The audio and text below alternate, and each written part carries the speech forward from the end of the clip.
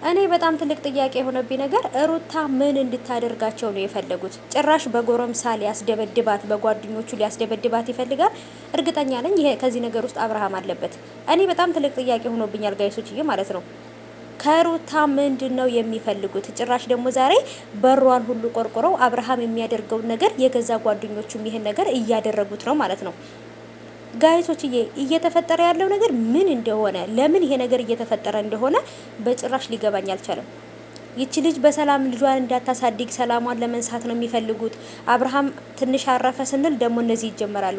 ይህን ሰሞን አብርሃም ልጁን ለማየት ቤት በሄደ ሰዓት ሄርሜላ ተከትላ ቤት ሄዳ ሩታን ሰላሟን ስትነሳት ነበረ።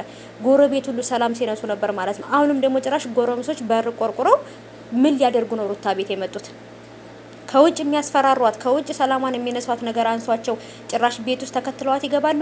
የቤቷ ጋር በር ቆርቆሮ ምናምን ከሄርሜላና ከአብርሃም ህይወት ውጪ ምናምን ይላሉ። አብርሃም እኮ ነው እሷን ፈልጓት ስጋ እንዳያሞራ እየተሽከረከረ ሩታ ቤት የሚገኘው እኮ አብርሃም ነው። ስለዚህ ሩታን ሳይሆን አብርሃምን ነው ሂዳችሁ መናገር ያለባችሁ ማለት ነው። እውነተኛ ወንድ ከሆናችሁ ከወንዱ ጋር ግጠሙ ሂዳችሁ። የእውነት እኔ ገርሞኛል። ምን እንደሚፈልጉ አላውቅም። ለምንድን ነው ሰላሟን የሚነሷት ልጅቷን?